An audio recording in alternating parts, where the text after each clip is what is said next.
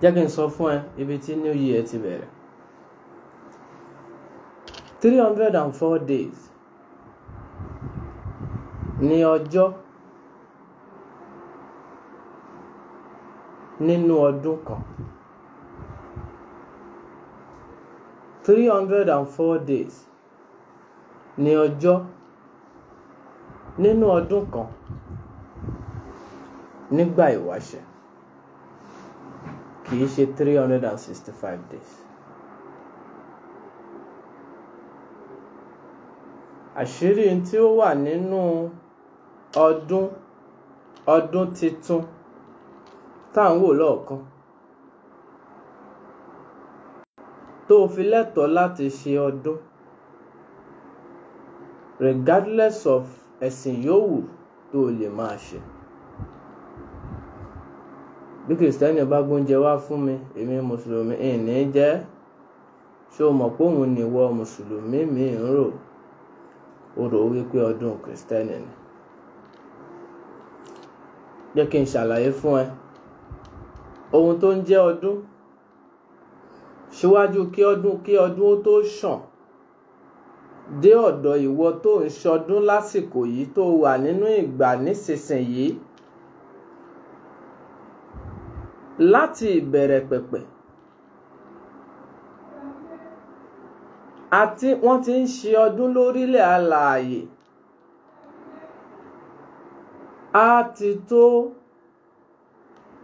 4,000 years, over 4,000 years ago tí wọ́n ti ń ṣe ọdún New Year lórílẹ̀ nínú ayé.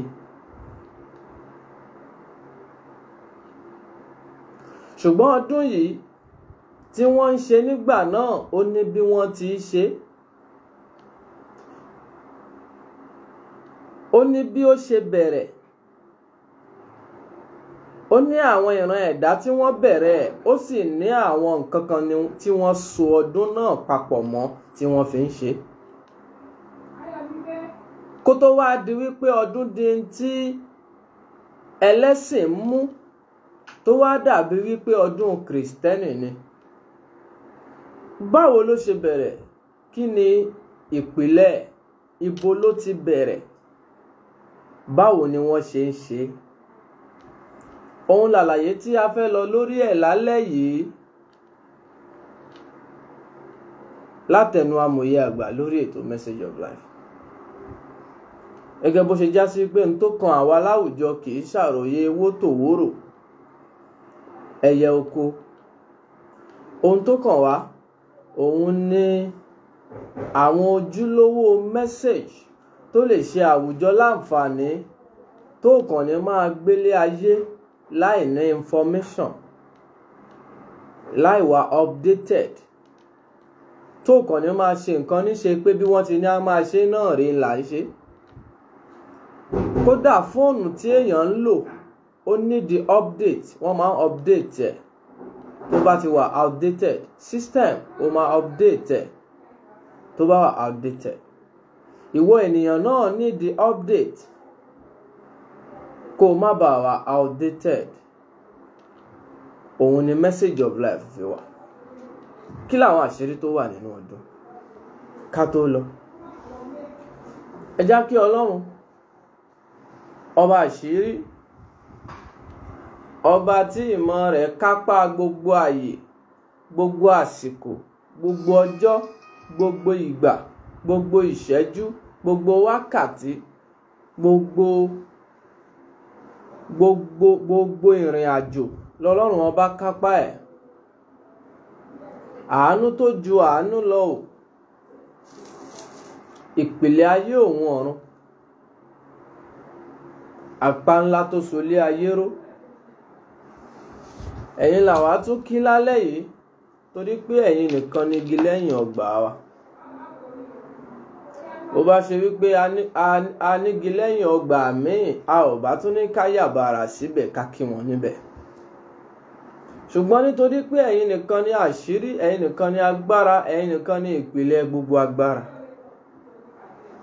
ní gbogbo yínyìn, kíkí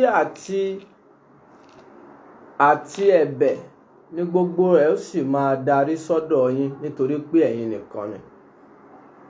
Ọlọ́run agbára gbogbo ayé, Ọlọ́run ẹ̀mí gbogbo ayé, a kí yín, a kí yín.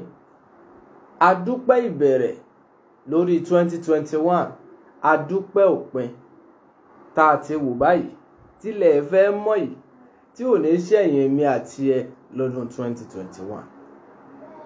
A dúpẹ́ bí ẹ ti fàánú yín gbé wa ró bó ti wù kí ìjì ó jà tó lọ́dún náà, tí ẹ sì gbé wa ró, ẹ gbé wa lékè, ẹ gbé gbogbo olólùfẹ́ Message of Life lékè ògùn.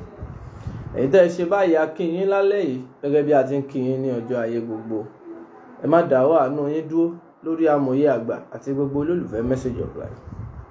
Bá a ti ń kí Ọlọ́run tí a sì ń béèrè fún ìbéèrè lórí olólùfẹ́ Message of Life, gbogbo ẹni tí ń wò wá, bẹ́ẹ̀ là ń kí gbogbo ẹ̀dá tó wà pẹ̀lú wa lásìkò yìí àti ènìyàn tí yóò tún máa wo ètò yìí lẹ́yìn àsìkò yìí. A ṣe ládùúrà, a gbà á ládùúrà wípé ọdún 2021 yìí bó ṣe ń tán lọ, ó ní tán lọ tògótògó. Ìwọ tó ń wo amòye àgbà lálẹ́ yìí, ó ní bá ọdún náà lọ. Ògo tí a ti fi fún ẹ kò ní parẹ́ mọ́ ọdún náà lára. Bí ọdún náà ṣe ń lọ yìí, gbogbo ìdààmú inú ayé rẹ yóò máa bọ́dún náà lọ ni. Àánú Ọlọ́run á wá ẹ rí. Kílèmù àdúrà tí mo ṣe yìí pẹ̀lú kó share Message of Life sí àwọn ààyè ọ̀tọ̀ọ̀tọ̀. Ìyáàfin Bọ́láńlé Ọmọlábí láwọn ti share Message of Life sí ààyè 12 àbí 13 kọ́lẹ̀ pé àánú Ọlọ́run kò ní fi yín sílẹ̀. Ẹ̀yin ti claim àdúrà tá a gbà fún yín nìyẹn. Ìwọ náà claim àdúrà náà, jẹ́ kí Message of Life tọwọ́ ẹ bọ́ sínú àgbáyé kí àwùjọ ọmọ ènìyàn ó sì máa jàǹfààní ẹ̀ lọ. N tá a fẹ́ ṣàlàyé lálẹ́ yìí, ọ̀rọ̀ tó jìnnà díẹ̀ ni. Gẹ́gẹ́ bẹ́ẹ̀ ṣe mọ̀ wípé lórí ètò Message of Life, information tá a máa mú wá sínú ayé, information tó máa ń fẹ́ wọnú díẹ̀ ni. Olúmúyìwá Ọmọ́wùnmí ẹni ìtàn tó Fúnmiláyọ̀ Wẹ̀mímọ́ Junaid, Wàsíù Ọlátúnjí, Saheed Gbàdàmọ́sí, àwọn èèyàn ti pọ̀ pẹ̀lú wa. Adésínà Jẹ́sánmí, gbogbo olólùfẹ́ tó ti wà pẹ̀lú wa. Mo kí yín gbogbo ẹ̀yin tá a lè dárúkọ. Àánú Ọlọ́run ò ní fi gbogbo yín sílẹ̀. Ọdún ṣíṣe, báwo ló ṣe bẹ̀rẹ̀? Kí ló pilẹ̀? Báwo ni ìrìn àjò ọdún ṣíṣe ṣe bẹ̀rẹ̀? Tí wàá fi mọ̀ wípé ọdún yìí kì í ṣe èèwọ̀ fún ẹ láti celebrate. Ètò tí tá à ń ṣe lálẹ́ yìí, à ń ṣe ní ètò pàǹdúpẹ́, a sì ń ṣe ní ètò ìpalẹ̀mọ́ fún ọdún 2022. Nítorí pé bọ́lọ́run fẹ́, ètò tá a ṣe lálẹ́ yìí, òun náà ni ètò gbẹ̀yìn tí Message of Life á wá sínú afẹ́fẹ́ báyìí ní ọdún 2021. Toró dá mi lójú pé a lè reverse ọdún 2021 ká wá tún bẹ̀rẹ̀, ìyẹn ò possible. Tí ò bá ti possible, a jẹ́ wípé ètò tí Message of Life á tún wá sórí afẹ́fẹ́ 2021 tó gbẹ̀yìn, òun náà rèé tá a máa fi pàdé 2022. Ló fi gbọ́dọ̀ mọ̀ kí ni àṣírí tó wà nínú ọdún tó fi jẹ́ tọ́ fún ẹ láti ṣe. Ṣé rí ọ̀pọ̀lọpọ̀ nǹkan nínú ayé la máa attach papọ̀ mẹ́sìn. Ọmọ Ọláṣẹ wà pẹ̀lú wa, Tèmítọ́pẹ́ Olúwafẹ́mi. Ọ̀pọ̀lọpọ̀ nǹkan la máa attach papọ̀ mẹ́sìn tí ò sì papọ̀ mẹ́sìn rárá. Àjọkẹ́ Ṣódípọ̀, tá a bá fẹ́ ṣọdún, ọdún bẹ̀rẹ̀ gẹ́gẹ́ bí àkọsílẹ̀ kàlẹ́ndà àkọ́kọ́ tó lákọsílẹ̀ nínú ayé. Kàlẹ́ndà àkọ́kọ́ tí àwọn ẹlẹ́kọ̀ọ́ gbà pé ó kọ́kọ́ dénú ayé o nínú àkọsílẹ̀, òun ni Babylonian calendar. Ṣé o mọ̀ wípé n tí wọ́n ṣàmọ̀ ni pé à ń lo Gregorian calendar tá à ń lò yìí náà ló mọ̀ níbi táyé ti bẹ̀rẹ̀ kọ́ nìyẹn. tó o bá fẹ́ mọ bí tọ́dún ti bẹ̀rẹ̀ o gbọ́dọ̀ kọ́ mọ bí tí àkọsílẹ̀ ọdún ti bẹ̀rẹ̀. níbi tí àkọsílẹ̀ ọdún ti bẹ̀rẹ̀ ní lọ́dọ̀ àwọn ancient Babylonians.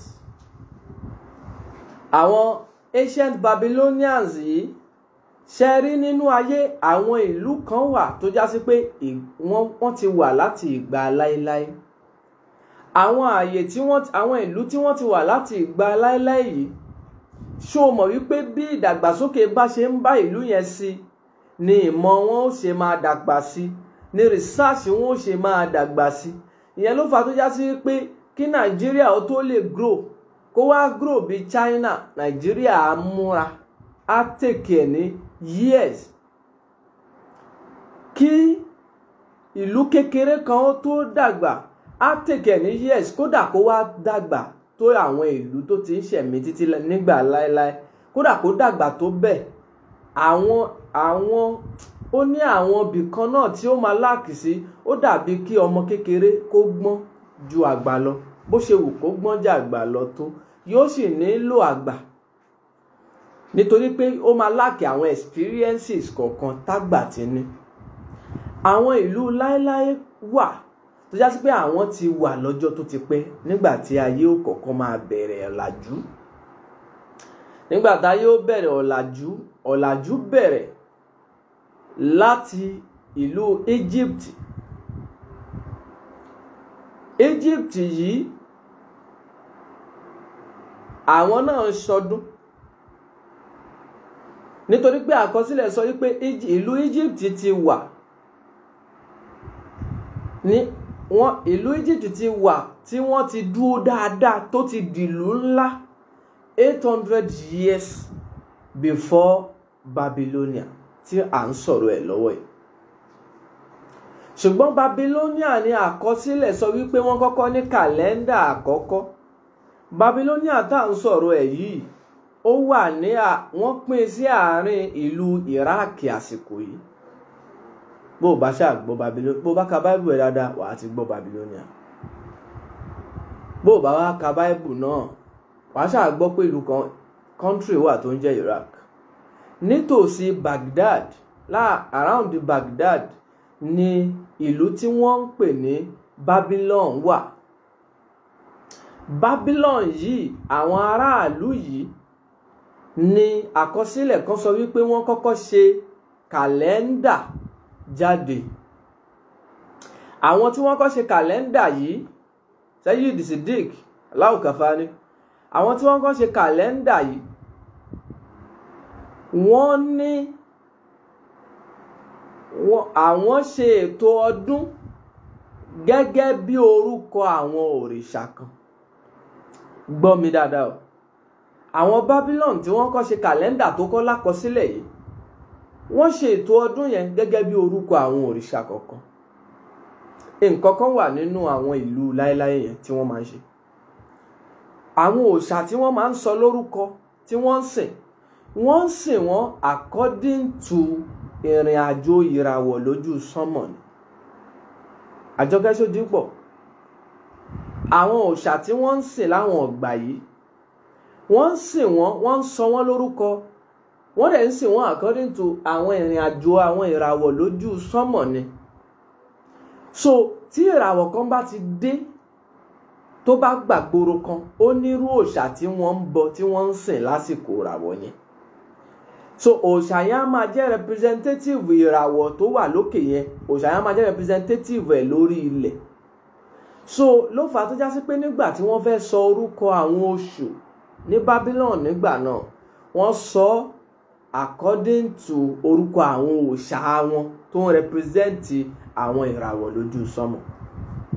ṣé àwọn olólùfẹ́ ń gbọ́ Amòye Àgbáyé báyìí? níbi tí àkọsílẹ̀ kàlẹ́ndà ti bẹ̀rẹ̀ òun ni ìlú Babylon gẹ́gẹ́ bí ìwádìí ṣe gbé wá.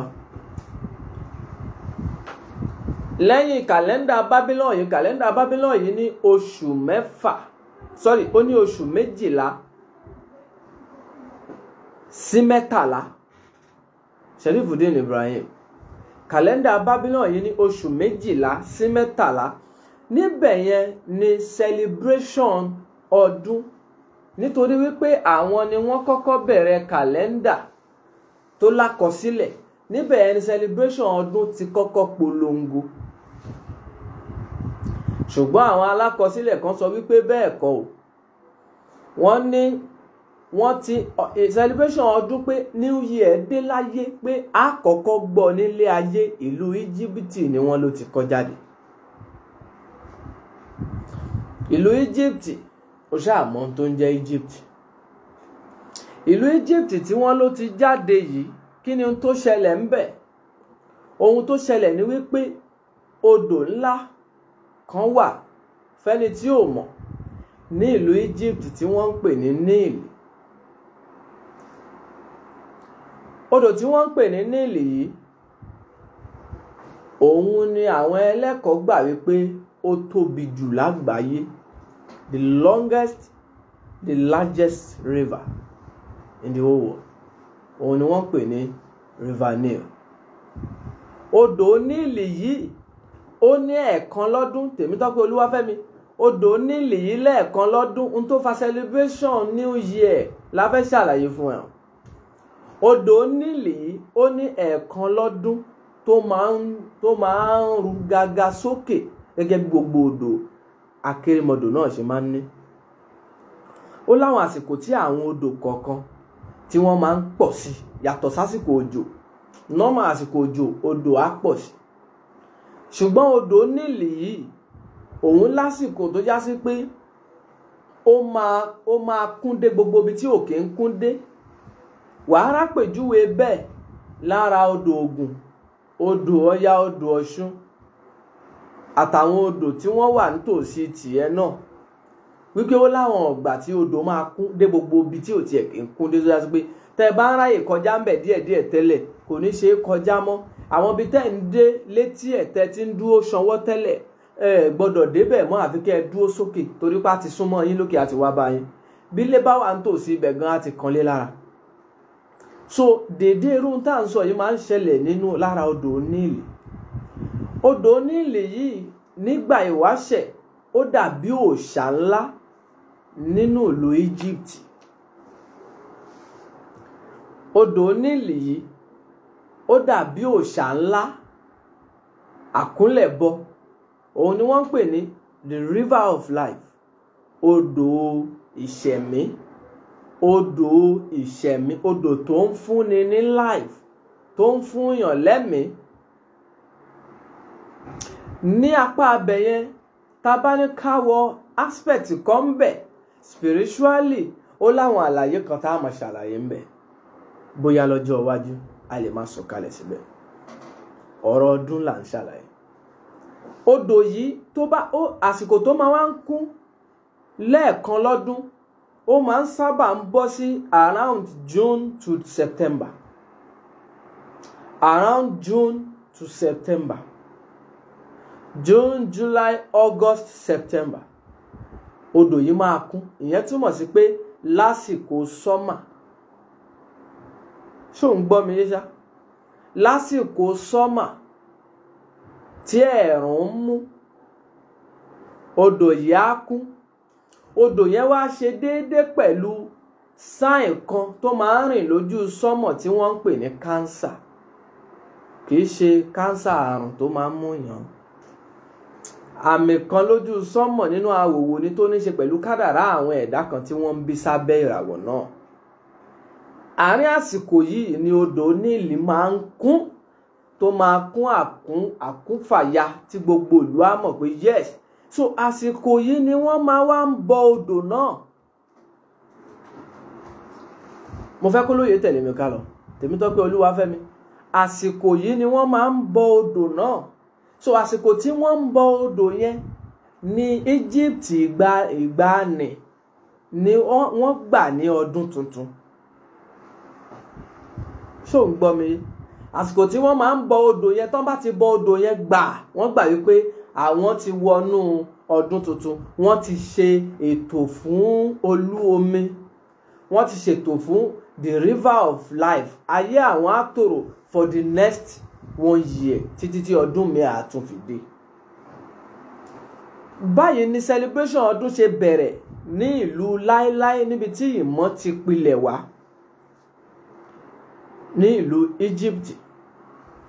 Ṣùgbọ́n àwọn alákọsílẹ̀ sọ wípé wọ́n ń ṣọdún nílùú Egypt ni. Àwọn kọ́ ni wọ́n kọ́kọ́ jẹ́ àkọ́kọ́ ẹ̀dá tó kọ́kọ́ ṣe kàlẹ́ndà jáde. Àti Egypt àti Babylon tó wà ní Iraq, ìlú Lárúbáwá làwọn méjèèjì. Ìlú Lárúbáwá ni ìlú méjèèjì yìí. Ṣùgbọ́n pé ìròyìn ọdún kọ́kọ́ bẹ̀rẹ̀ tó na ṣe jáko tó kárí àgbáyé. Ìsìn odò Níìlì ni ìròyìn ọdún tó kọ́kọ́ bẹ̀rẹ̀ tó na ṣe jáko tó kárí àgbáyé.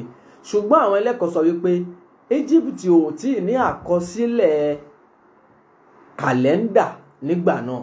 So kàlẹ́ndà àkọ́kọ́ tó kọ́kọ́ jáde sáyé ni kàlẹ́ndà àwọn Babylon, àwọn Babylonians. Kàlẹ́ndà Babylonia yìí ọmọlé Esther. Kàlẹ́ndà Babylonia yìí kìí ṣe èèyàn kan ló kọ́. Àwọn ẹlẹ́kọ̀ọ́ ni wọ́n ṣe àgbáríjọ collection of knowledge ni wọ́n lò àti observations ni wọ́n lò láti fi ṣe kàlẹ́ndà àgbà náà. Kàlẹ́ndà náà pín sí 12 sí 13. Àlàyé wà lábẹ́ Babalọlá Ọlálékan Ṣàrà. Ká má wọbẹ̀ yẹn jù, kàlẹ́ndà àkọ́kọ́ tó kọ́kọ́ wà. Ìyẹn túmọ̀ sí wípé èyí tó kọ́kọ́ wà authorized lágbàáyé nítorí pé wọ́n lákọsílẹ̀ kàlẹ́ndà òun ni ọdún Babylon according to calendar. Èyí tó lákọsílẹ̀ látara wípé wọ́n ní ohun tó tóbi jù láyé tí ò sí irú ẹ̀ gẹ́gẹ́ tó ń jẹ́ odò Níìlì, ṣùgbọ́n tí wọ́n ní kàlẹ́ndà òun ni ọdún tí wọ́n ń ṣe ní ìlú Egypt. Ṣé ò ń gbọ́ mi yé dáadáa báyìí? Níbi tọ́dún ti ń bẹ̀rẹ̀ rèé o. Ìyẹn túmọ̀ sí pé ọdún tá à ń ṣe understanding ẹ̀, origination ẹ̀ bẹ̀rẹ̀ látọ̀dọ̀ àwọn olóòṣà. Tó ìwọ tó wá ní òun sin ẹ̀sìn mímọ́ sìn, wàá sọ pé no ò ṣẹ̀sìn olóòṣà. Kò sí ní tó ń ṣe láyé yìí tí ò kì í ṣe irinṣẹ́ olóòṣà. Kò sí ní tó ń ṣe láyé. O lè bi mí léèrè pé wá ìtàmòye fi sọ bẹ́ẹ̀. Abdulaziz Ọbánlá, ẹ kú ijọ́ mẹ́ta. O lè bi mí léèrè pé wá ìtàmòye fi sọ bẹ́ẹ̀. Kò sí ní tó ń ṣe láyé yìí tí kì í ṣèpìlẹ̀ àwọn olóòṣà. Mo fẹ́ sọ fún ẹ, gbogbo ẹ̀lẹ́tíríkì, iná, gbogbo research tí a ní tó padà bí technology, àwọn olóòṣà ni wọ́n ṣe. Kódà microphone tó fi ń pèrún mọ́ṣáláṣí, tó fi ń ṣèwàásù ṣọ́ọ̀ṣì, olóòṣà làwọn tán ṣe. Àwọn tí wọ́n kọ́ bẹ̀rẹ̀ àwọn research làwọn pagans. Àwọn pagans tá a sọ pé wọ́n ń sin oòrùn, tá a ní àwọn ni wọ́n ń sọ nígbà tá à ń sọ̀rọ̀ nípa bíbí Jésù, tá a láwọn ni wọ́n ń ṣe winter solstice. Ìyẹn túmọ̀ sí wípé tí wọ́n ń wo àsìkò wo ni a máa ní shortest day in the year, in the whole year. Ìjọ́ wo la máa ní shortest day and the longest night. Àwọn yẹn ni wọ́n ń sin ìwòpin oòrùn. Àwọn pagan yìí, àwọn ni wọ́n ṣe research débi gbogbo ọ̀pọ̀lọpọ̀ tó ń jẹ́ technology nínú àgbáyé tó padà. Àwọn ni wọ́n kọ́ ń jẹ́ ni wọ́n originate ọ̀pọ̀lọpọ̀ nǹkan. Olóòṣà ni wọ́n. So o lè escape ẹ̀. Ìwọ gan ṣòòṣà o mọ̀. Àmọ́ mi ní wọ́bẹ̀ yẹn jù ọ̀rọ̀ tọ́pìkì mi ìfọ́jọ́ mi ni. Ọládípò Azeez ṣe wà pẹ̀lú mi dáadáa. Tọ́pìkì mi ìfọ́jọ́ mi ni nìyẹn. Kò sẹ́ni tí ò ṣòòṣà. Tèmítọ́pẹ́ Olúwafẹ́mi, kò sẹ́ni tí ò ṣòòṣà. Ọ̀rọ̀ wà lórí ẹ̀ lọ́jọ́ iwájú. So àwọn torí pé kàlẹ́ndà àkọ́kọ́ tá a láwọn Babylonia ni wọ́n kọ́kọ́ yìí náà, àwọn náà ní ìmọ̀ according to àwọn òòṣà wọn ni. Ìyẹn dúró bẹ́ẹ̀. Ọmọ́túndé Àǹjọ́rìn nígbà tá a ti dá yẹn dúró bẹ́ẹ̀. Kàlẹ́ndà míì tún jáde wọ́n ń pè ní Assyrian calendar. Ṣùgbọ́n ó jẹ́ mọ̀ pé gbogbo calendar tí mò ń sọ yìí kò sí èyí tí wọ́n ń ṣọdún ẹ̀ ní January 1st. Ó jẹ́ mọ̀ pé gbogbo calendar tá à ń ṣàlàyé yìí kò sí èyí tí wọ́n ń ṣọdún ẹ̀ ní January 1st. Assyrian calendar wà, mò ń bọ̀, ṣá máa tẹ̀lé mi ká lọ. Assyrian calendar yìí àwọn tí wọ́n ṣe àwọn ancient Assyrian ni wọ́n máa ń pè wọ́n nígbà yẹn. Àwọn ènìyàn yìí náà àwọn náà inú ìlú Iraq láyé tí wọ́n náà wà. Kàlẹ́ndà tí wọ́n náà jáde àwọn náà ṣètò ẹ̀ lọ́tọ̀. Gbogbo wọn pátápátá wọn ò ṣọdún ní January 1st. Ìyẹn túmọ̀ sí wípé ọdún ìgbà àwáṣẹ̀ kìí ṣe January 1st. Ó lè ohun tó bá gbọ́ lẹ́nu amòye àgbà ó lè béèrè ìbéèrè, àwa ò ní sọ̀rọ̀ tí ò ní ṣe é ṣèwádìí fún ẹ. A ti ní àwọn èèyàn tó já sí wípé every single word tó bá gbọ́ lẹ́nu amòye ló máa kọ kalẹ̀, á wá bẹ̀rẹ̀ research lórí ẹ̀. Bó ṣe máa bá a nìyẹn, nítorí pé látorí ìtẹ̀mímọ́ ló ti ń wá. Àwọn tí wọ́n kọ́ ṣe kàlẹ́ndà yìí nígbà tí wọ́n ṣe Egypt nìkan làwọn tí wọ́n ṣọdún wọn láàrin June July. Babylonian calendar tí wọ́n ṣe, Egyptian calendar tí ó wà lẹ́yìn Babylonian calendar, the second calendar tó wà recorded òun ni Egyptian calendar. Lẹ́yìn yẹn ló kan Assyrian calendar. Lẹ́yìn yẹn ló ṣẹ̀ wá kan Roman calendar. Gbọ́ mi dáadáa, calendar pọ̀, calendar tó wà over 50 ní ancient days látara ìlú kọ̀ọ̀kan. Ṣùgbọ́n àwọn tí wọ́n kọ́kọ́ dé làwọn tá ń kà fún ẹ̀yìn. Wàá máa wá ti bí ìṣáná kí èṣòro gùn. Wísíkátù yàyà, ẹ ṣeun. Àwọn tí wọ́n ń tọ́jú amòye àgbà nìyẹn.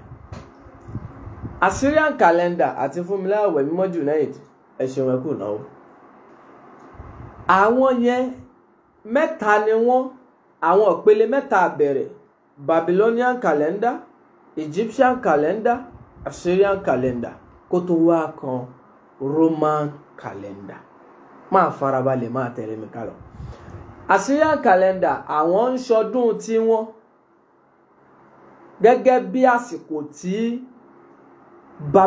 táwọn Babylon ń ṣọdún tí wọ́n. Àsìkò wo ló ń ṣọdún? Wọ́n ń ṣọdún lásìkò tí spring bá wọlé. Kí n tá ń pè ní spring fẹ́ni tí ò mọ̀, òun ni ọ̀kan lára ìgbà mẹ́rin tó wà nínú ọdún. O ṣáà mọ̀ pé ìgbà ọyẹ́ wà, ìgbà ẹ̀rùn wà. O mọ̀ pé ìgbà òjò wà, ìgbà ooru wà. So ṣáà mọ̀ àwọn ìgbà mẹ́rẹ̀ẹ̀rin tí mo sọ lédè Yorùbá yẹn, òun ni wọ́n sọ léèbó tí wọ́n ń pè ní spring, wọ́n ń pè kejì ní summer, wọ́n ń pè lẹ́ẹ̀kẹta ní fall, wọ́n ń pè lẹ́ẹ̀kẹrin ní winter.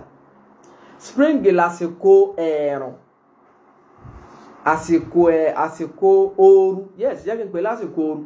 Summer lásìkò oòrùn tó ń pè lásìkò ẹ̀ẹ̀rùn. Fall lásìkò òjò tójò ń bọ̀ náà pè ní fall. So winter lásìkò ọyẹ́. Tí mo sọ yẹn ṣáà ti yé ẹ bẹ́ẹ̀. Now àsìkò mẹ́rẹ̀ẹ̀rin yìí a ti sọ̀rọ̀ lọ́bẹ̀ nígbà kan rí, nígbà tá à ń ṣètò kan lórí ètò yìí náà ni. Àsìkò mẹ́rẹ̀ẹ̀rin yìí, Tèmítọ́pẹ́ Olúwafẹ́mi wọ́n ní ìbà Ọlọ́run. Àsìkò mẹ́rẹ̀ẹ̀rin yìí ó ní bí wọ́n ṣe tò tẹ̀léra wọn. Ìgbà àkọ́kọ́ tó kọ́kọ́ wá òun lásìkò spring. Àsìkò spring yẹn òun máa ń bẹ̀rẹ̀ láàrin late March. Ìyẹn túmọ̀ sí pé tí March bá ń lọ sọ́wọ́ ẹ̀yìn, 1/3 tá bá dá March yẹn sí the last part tá bá dá March yẹn sí mẹ́ta, tá a sọ pé láti oṣù kìíní láti ọjọ́ kìíní sọ́jọ́ kẹwàá, ọjọ́ kẹwàá sí ọjọ́ ogúnjọ́, tó bá ti di from 21 spring ti wọlé nínú March. Ṣùgbọ́n wà á ti máa feel it before that time. Ṣùgbọ́n àsìkò tó wọlé gangan tí ìgbà yìí dé between March 21-22 ló máa ń sábà wọlé. So àsìkò yìí àsìkò yìí gangan lọ́pọ̀lọpọ̀ àwọn ẹlẹ́kọ̀ọ́ pè ní àsìkò ọdún. Ó nídìí o, mo sì ń bọ̀ wá bẹ̀. Kó o má sọ wípé gbogbo ohun támòye àgbà bá sọ ló máa ń yàtọ̀ sí ohun tó ń ṣẹlẹ̀. Ohun tá à ń try láti ṣe fún ẹ ni pé à ń mú ẹ láti àsìkò yìí lọ sí àwọn àsìkò kan tó ti ṣẹlẹ̀ rí, kó o máa mọ báwo ni ayé ṣe ń develop bọ̀ wá kó tó wá bá a dé bí. Ìyẹn túmọ̀ sí pé ibi táyé dé yìí kọ́ ló máa pé àwọn ìwádìí kan lè bẹ̀rẹ̀ lórí tìyẹ náà, kórúkọ tìyẹ náà má parẹ́ tí wọ́n máa pariwo pé làwọn lágbájá ló ṣe. Torí pé àsìkò tá à ń lò yìí á padà di ancient days fún àwọn àrọ́mọdọ́mọ kan nígbà kan tó ń bọ̀ wá. Ìyẹn túmọ̀ sí wípé ẹni tó bá ń wá owó, tó bá ní débì kan, orúkọ ẹ̀ ò ní parẹ́ o. Ẹni tó bá ń wá iyì, bó bá ní débì kan, ó possible kórúkọ ẹ̀ wà nínú ìwé ìtàn. Ẹni tó bá ń wá ìmọ̀ tó sì fẹ́ mọ̀, tó bá mójútó tó múra, orúkọ tiẹ̀ náà ò ní parẹ́, torí pé yóò tara ìmọ̀ ṣe nǹkan kan fáyé táyé ò sì ní gbàgbé ẹ̀. Ohun tá à ń ṣe fún ẹ ní pé à ń mú ẹ láti òní padà sí àná, kó o rí bànà ṣe rí, kó o lè mọ̀ pé ibi kọ́ ló ti bẹ̀rẹ̀. Tá à ń ṣe fún ẹ nìyẹn. Now, gbogbo àwọn tí wọ́n ń ṣọdún yìí, wọn kì í ṣọdún ní January 1st, torí kò kọ́kọ́ sí tó ń jẹ́ January. Gbọ́ mi dáadáa o, kò kọ́kọ́ sí tó ń jẹ́ January. Ìwọ náà gbọ́ o, wàá mọ̀ wípé ọdún eléyìí tá à ń ṣe lásìkò yìí, ọdún àsìkò yìí ni, kì í ṣọdún tó ní ṣe pẹ̀lú ìgbà. Wàá wá sọ reason tó fi ní láti jà lórí ọdún fún mi nígbà tó bá gbàlàyé ìtàn. Wàá wá sọ reason tó fi ní láti jà nítorí ọdún fún mi nígbà tó bá gbàlàyé ìtàn. Nípìnlẹ̀ ọdún, lásìkò tí spring bá wọlé láàrin March sí April, àsìkò yẹn gan-an láyé ṣẹ̀ṣẹ̀ bẹ̀rẹ̀. Kí nìdí? Béèrè pé kí nìdí? Ìdí ni wípé àárín March sí April yẹn ni tí ọyẹ́ bá ti lọ, ọyẹ́ máa pa gbogbo èrè oko àti gbogbo tó wà nínú ilẹ̀. Ẹ wọlé. Ọyẹ́ á pa gbogbo èrè oko àti gbogbo tó wà nínú ilẹ̀ pátápátá. Tọ́yẹ́ bá wá pa gbogbo tó wà nínú ilẹ̀ pátápátá, ìyẹn túmọ̀ sí pé lásìkò yìí gbogbo èrè oko, gbogbo ẹ̀ ní ó gbẹ, gbogbo oko, gbogbo kókó, gbogbo ẹ̀ ló máa gbẹ. Gbogbo ibi tó ń lọ tó ń sọ pé jẹ́nsáré fi kíní ìrawọ́, jẹ́nsáré fi kíní ìpasẹ̀, omi àgbẹ̀. Lára àwọ̀ tó ń jẹ́yàn gan, wàá rí pé ó fẹ́ máa pàpò. Ṣó mọ̀ tún mọ̀ pàpò báyìí tó àwọn àgbàlagbà mọ̀. Wàá rí wípé ara ẹ fẹ́ máa là tó bá wà níbi tí ọyẹ́ gidi ti strong. Wàá máa rí pé ó dàbí pé ẹran ara ẹ tíjù yìí fẹ́ máa fàya tí ọyẹ́ bá strong dáadáa. Ọyẹ́ máa ń sun nǹkan, ó máa tó máa sọ pé nǹkan kí ni mo fẹ́ fi qualify ẹ̀ náà? Ọyẹ́ ó máa shrink nǹkan, ó máa jẹ́ kó ó máa sun sínú. Ìwọ tó bá ní ẹ̀mí tó strong lára, kò sí bó ṣe ní feel ẹ̀. Skin ẹ máa dry. Bẹ́ẹ̀ ti fẹ́ràn skin èèyàn máa dry nígbà tí ọyẹ́ bá dé. Ṣé o rí bí wọ́n ṣe ń pa àpò yẹn? Bẹ́ẹ̀ ni igi oko ń wọ́wé, gbogbo ewé orí ẹ̀ tó tutù ó ti wálẹ̀. Ìyẹn túmọ̀ sí wípé season yẹn lè gbẹ̀yìn ayé. Báyé bá bẹ̀rẹ̀ lórí ibì kan, ó fẹ́ parí sórí ọyẹ́. Ìyẹn ló fà á tó já sí wípé ẹ máa gbọ́ o, nígbà tí gbogbo èrè oko bá ti kú, tí gbogbo kókó bá ti kú, tí gbogbo ohun tó wúlò lórí ilẹ̀ tó ń jẹ́ tó wù láti inú ilẹ̀ bá ti kú, tọ́yẹ́ ti dé tó ti pa gbogbo wọn run. Ìgbà míì á wá dé, ìgbà yìí ni wọ́n ń pè ní spring.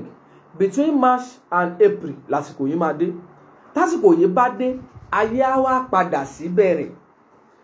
Nígbà yìí ni wọ́n máa ń ní gbogbo ohun tá a bá gbìn sínú ilẹ̀ á bẹ̀rẹ̀ sí jáde. Àsìkò yìí làwọn àgbẹ̀ máa ń gbin nǹkan ọ̀gbìn tó pọ̀ jù.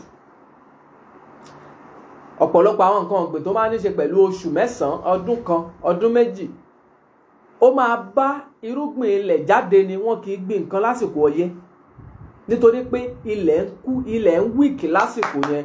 Gbogbo ohun tó lè jẹ́ kí ilẹ̀ wúrúgbìn gbogbo ẹ̀ ti ń lọ, ó ti ń básìkò yẹn lọ. Wọ́n ṣẹ̀ máa refill energy tó wà nù ilẹ̀ ni tó bá di pé spring, ìgbà ẹ̀rùn yẹn ń débọ̀, ìgbà ooru yẹn ń débọ̀, ìyẹn tó bá ti ń di March, April. So gbogbo ohun tó wà nù ilẹ̀ á ṣẹ̀ wá bẹ̀rẹ̀ sí yí padà.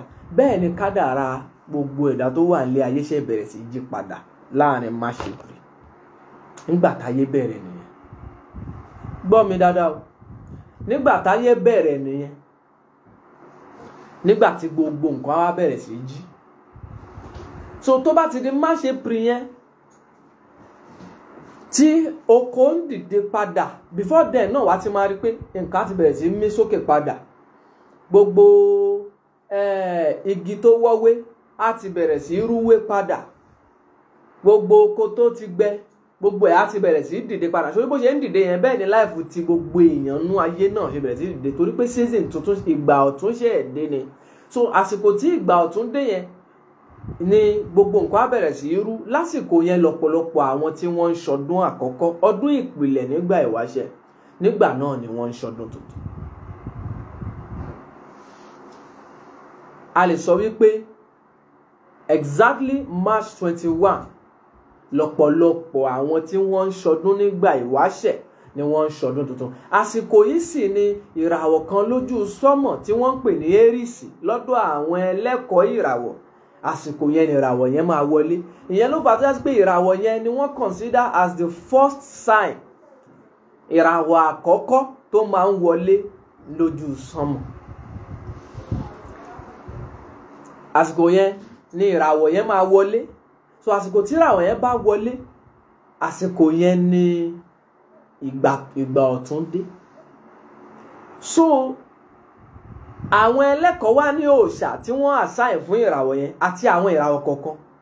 Ìyẹn ló fà tó já sí pé àwọn ìlú kan àti pé oṣù kọ̀ọ̀kan ni wọ́n lóòṣà tí wọ́n fi ń bọ̀. Oṣù kọ̀ọ̀kan, àwọn kan wà tó pé ọjọ́ kọ̀ọ̀kan wọ́n lóòṣà tó lọ́jọ́ kọ̀ọ̀kan. Torí pé lóṣù kan yẹn ó ní òòṣà tó máa govern gbogbo oṣù yẹn. Ṣùgbọ́n láàárín 30 days yẹn ó tún láwọn òòṣà kéékèèké kan táwọn pín ọjọ́ yẹn háwó. Kódà spiritually nínú ìmọ̀, ó láwọn ẹ̀mí tó di ọjọ́ kọ̀ọ̀kan mú.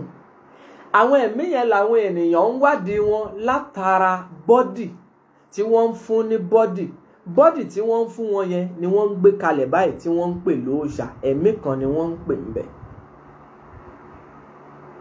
Understanding ènìyàn nípa òrìṣà a ti tún ṣe láwọn ìgbà kan, a ṣe ń padà bọ̀ wá bẹ̀. So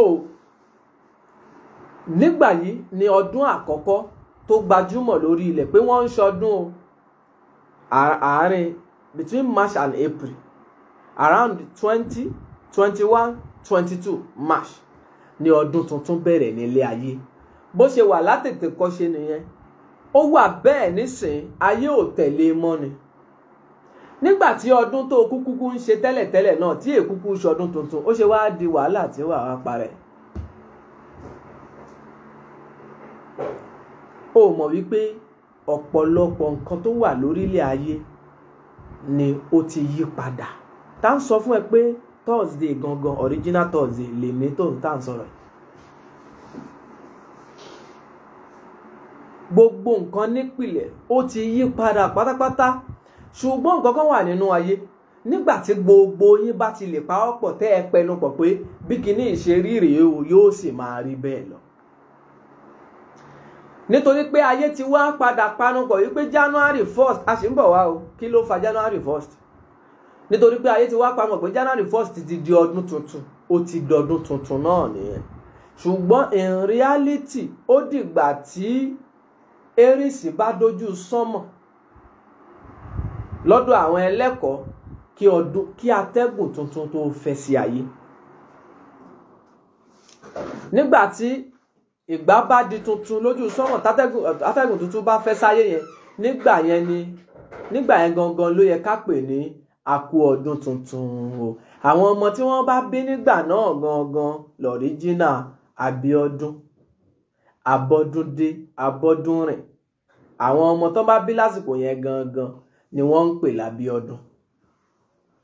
ṣùgbọ́n nígbà tí oríṣiríṣi nǹkan ti wọnú ìgbà tó ti yí ọ̀pọ̀lọpọ̀ nǹkan padà, ó ti di wípé ṣe ayé yìí bí wọ́n ṣe gbé ilé ẹ lọ́wọ́. mo máa ń sábà sọ oríṣiríṣi nǹkan wípé ọ̀pọ̀lọpọ̀ ohun tó ń ṣe nínú ayé wọ́n gbé ilé ẹ lọ́wọ́ ni. kò yẹ kí nǹkan kan wà téèyàn máa jiyàn sí ilé ayé yìí, torí pé kò kọ́kọ́ fẹ́ẹ̀ sí ọ̀ríjínà ọ̀pọ̀lọpọ̀ nǹkan mọ́, fèèkì ẹ̀ ló kù. nígbà tí ò ti wá kúkú sọ̀ríjínà púpọ̀ mọ́, ó ṣe wá di tí wàá máa jà sí. ẹni tí ó wàá dá ayé padà sípìlẹ̀ á wá múra. gbọ́ mi dáadáa, bí ìpalẹ̀mọ́ ọdún, bí ọdún tuntun ṣe bẹ̀rẹ̀ rèé ní àwọn ìgbà ìwáṣẹ̀ ní àwọn ìlú ìpìlẹ̀ láyé ìgbà náà, kó tó di wípé kàlẹ́ndà míì dé tí wọ́n ń pè ní Roman calendar. Róòmù yìí jẹ́ ìlú tó wà located sí Italy báyìí nígbà tí ayé tún padà lajú tí wọ́n pín ìlú. Róòmù yẹn wà ní Italy. Ancient Rome yẹn nígbà tí wọ́n padà pín ìlú, ó jẹ́ ìlú ìtàló ní Róòmù wà. Roman Empire, arákùnrin tó dá Róòmù lẹ̀, òun ni wọ́n ń pè ní Romulus tí n bá ṣe.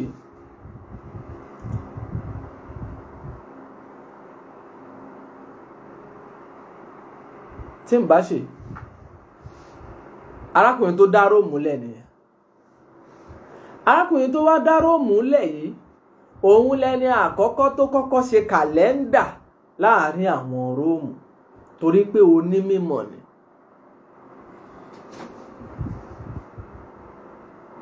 orúkọ ẹ̀ ń jẹ́ Romulus. arákùnrin tó dá Róòmù lẹ̀, orúkọ ẹ̀ ń jẹ́ Romulus. òun ló kọ́ ṣe kàlẹ́ndà àkọ́kọ́ ní ìlú Róòmù. Evangelist orí ọ̀fẹ́ Alhaji Taofeek Ọlárẹ̀wájú, àkú ọdún. arákùnrin Romulus yìí ó ṣe kàlẹ́ndà, ṣùgbọ́n kàlẹ́ndà tiẹ̀ àti kúrò lọ́dọ̀ àwọn Babylonia, àwọn ìbẹ̀rẹ̀ yẹn o, orí ìpele tó tẹ̀lé. arákùnrin Romulus yẹn nígbà tó máa ṣe kàlẹ́ndà oṣù mẹ́ta ló cover, oṣù mẹ́wàá ló cover. kàlẹ́ndà bẹ̀rẹ̀ láti bíi March ní kàlẹ́ndà ti bẹ̀rẹ̀ tó sì parí sí December lápèjúwe. so níbẹ̀ yẹn Roman àwọn ni wọ́n fún ọ̀pọ̀lọpọ̀ kàlẹ́ndà tá a wá ń lò nísìnyí lórúkọ. orúkọ táwọn náà fún àwọn mọ́ǹtì yìí, àwọn náà fún wọn lórúkọ after wọ́n name wọn after àwọn òòṣà tiwọn náà ni.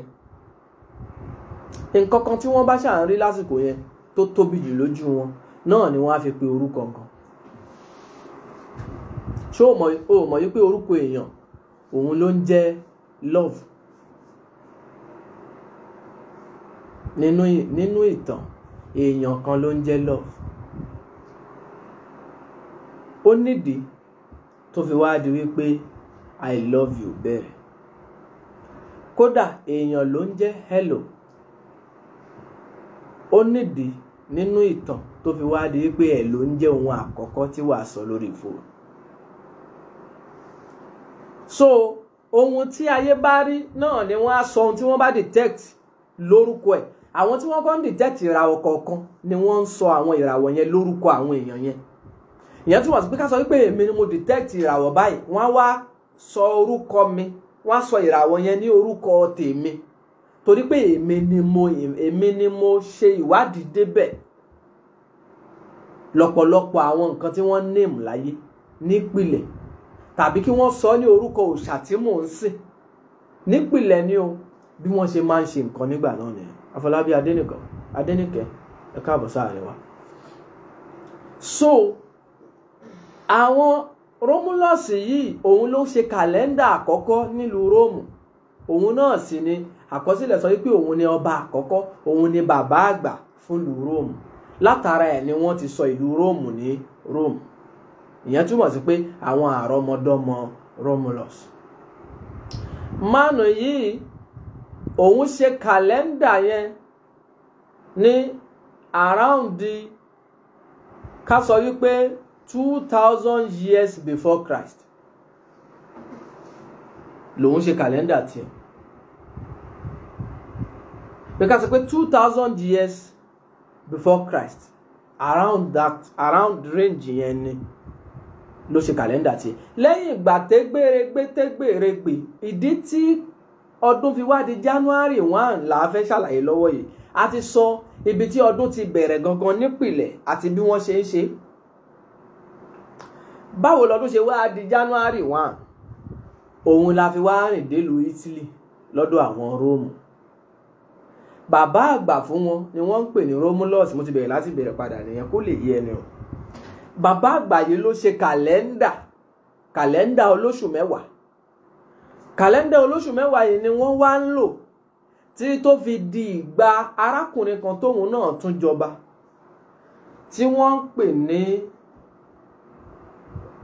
Numa Pompilius tí n bá gbàgbé. Numa Pompilius yìí òun ni èèyàn tó wá padà ṣe research ọba lòun náà. Numa Pompilius yìí òun ló wá ṣèwádìí tó wá sọ pé ọdún yìí òun sábà ń correspond mọ́yì ọjọ́ tá ń lò lórí ilẹ̀ fòdìdí ọdún kan. òun ló wá di March, òun ló wá di Februarius Januarius sínú oṣù Januarius Februarius bákọsílẹ̀ àkọ́kọ́ ṣe wá fún nìyẹn. òun ló wá dẹ̀ sínú oṣù wọ́n wá pè sí iwájú ṣùgbọ́n wọn tí ì mọ̀ níwájú nígbà yẹn wọn tí ì máa ṣọdún ní January. wọ́n sọ orúkọ àwọn oṣù yìí náà gẹ́gẹ́ bí orúkọ àwọn òṣàlú wọn. Januarius yẹn máa gbọ́ ìdí tí January fi wá di oṣù àkọ́kọ́ ní ọdún. Januarius yẹn wọ́n sọ ní orúkọ according to òòṣà kan tí ó jẹ́ pé tó bá fẹ́ bẹ̀rẹ̀ nǹkan nílùú wọn nígbésí ayé wọn òòṣà yìí ni wọ́n máa ń kọ́ consult. òòṣà yẹn ni wọ́n ń pè ní Janus. wọ́n wá sọ oṣù tí wọ́n sọ lórúkọ òòṣà yẹn ní Januarius. so òòṣà yẹn náà máa ń consult tó bá fẹ́ bẹ̀rẹ̀ nǹkan. wọ́n wá wò pé nígbà tó ti jẹ́ wípé òòṣà yìí la fún ní oṣù yìí ṣe jẹ́ ká kúkú pé oṣù yìí ní oṣù àkọ́kọ́ nínú ọdún. kò sí nǹkan kan bẹ̀, kò sí ìmọ̀ kankan tí wọ́n consult lórí ẹ̀ kí wọ́n tó sọ wípé kí ọdún ó jẹ́ January 1st. kò sí knowledge kankan behind it. o mọ reason torí pé àsìkò tí ayé ń ṣe January 1st yìí àsìkò sign kan tó máa ń wà lójú sánmọ̀ nígbà náà wọ́n ń pè ní Capricorn. Capricorn tó máa ń wà lójú sánmọ̀ yìí ìràwọ̀ àwọn onílẹ̀ ìràwọ̀ àwọn àgbààgbà ni. ìràwọ̀ àwọn àgbà yìí tí wọ́n ń ṣiṣẹ́ lábẹ́ yìí òun lọ́pọ̀lọpọ̀ ẹ̀dá nínú ayé yìí ni wọ́n wá fi ń ṣílẹ̀kùn nǹkan tuntun tó bá múra ìgbésí ayé lè má change o. nítorí pé ibẹ̀ yẹn ni wọ́n ti ń mú iṣẹ́ àṣekúdórógbó fún ọmọ ènìyàn. ìyẹn túmọ̀ sí pé tó o bá ń ṣe ọdún tuntun Ọlọ́run má jẹ́ á jáde lékú lọ́wọ́ ni. o ò ní jáde lékú lọ́wọ́ o. mò ń sọ fún ẹ wípé ọdún tuntun táyé ń ṣe nísìn ó ń àdí àìmọye problem sínú ayé ló fi gbọ́dọ̀ lọ ní ẹ̀kọ́. wọ́n ti pè é lọ́dún tuntun náà kò sí option. ó gbọ́dọ̀ mójútó bí ọdún tuntun tó fẹ́ kó sí yẹn bí wọ́n ṣe ní gbáre tó yẹ kó gbà lọ́dún yẹn lọ́wọ́ ẹ̀.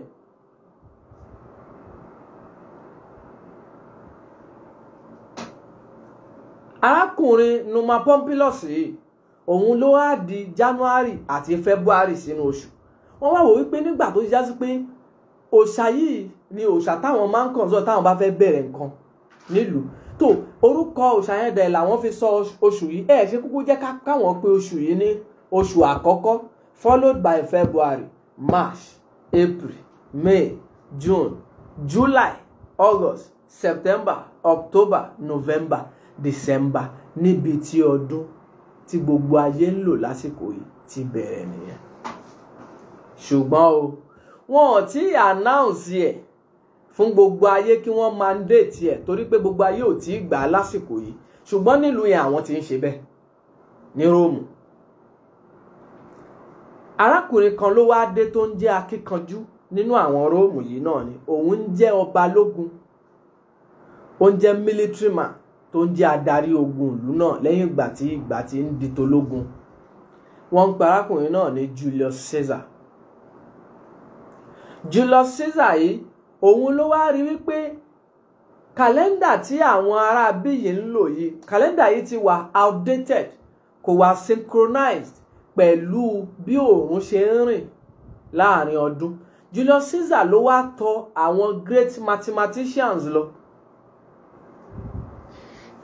àwọn great mathematicians àti àwọn astronomer àwọn mathematician ni àwọn tí wọ́n lè measure ìgbà wípé iye measurement báyìí ló wà nínú ọjọ́ kan kó tó di pé wọ́n ń rìn débi seconds minute tí wọ́n fi ń divide ó ní ìgbà ni wọ́n ń cut débẹ̀ kó tó di pé wákàtí ń dé kó tó di pé wọ́n sọ pé 24 hours ni ọjọ́ kọ̀ọ̀kan rìn. àwọn tí wọ́n mọ ohun tó ń jẹ́ kìlómítà sẹ̀ntímítà dẹ̀símítà àti gbogbo ohun tó ń jẹ́ mítà tí wọ́n fi ń measure gbogbo nǹkan láyé. so àwọn yẹn mathematicians ni wọ́n ń pè wọ́n nígbà yẹn kì í ṣe mathematics 1+1 tá à ń sọ yìí ni o nígbà tí ayé ti bọ́ sí fúlẹ́fúlẹ́ ni ayé bọ́ sí mathematics 1+1 mathematics gbà yẹn àwọn tí wọ́n ń jẹ́ mathematician gbà yẹn they are great spiritualists. àwọn tí wọ́n mọye òǹkà tí wọ́n máa wí tí ọ̀sán máa dòru mathematicians ni wọ́n ló fà tó yá sí pé kò sẹ́ni tó máa rìnrìn àjò agbára láyé tí ò ní máa lo òǹkà ó gbọ́dọ̀ jẹ́ mathematicians lọ pè lẹ́ẹ̀mẹ́ta ó gbọ́dọ̀ kọjá mẹ́ta yẹn ó gbọ́dọ̀ lo arithmetic nínú tó bá fẹ́ ṣe lọ sàá lẹ́ẹ̀mẹ́ 111 ó gbọ́dọ̀ kọjá 111 yẹn kó wá ní orí ẹ̀ ò pé ó fẹ́ 152 ó ti bọ́ sí òǹkà àwọn míì tó bá jẹ́ pé àwọn tó máa ń fún yàn gbàtí ni wàá gbọ́ gbàtí létí ẹ̀. so arithmetic ní gbogbo ètò ayé yìí nígbà tí wọ́n consult àwọn mathematicians àti àwọn astronomers àwọn astronomer ni àwọn tí wọ́n mọ ìrìn àjò ìràwọ̀ àwọn ṣẹlẹ̀ àwọn mathematicians làwọn ń calculate àwọn nǹkan lórí ilẹ̀ díẹ̀ ni wọ́n mú nínú tó wà sánmọ̀ àwọn astronomers làwọn tí wọ́n mọ meters kí ni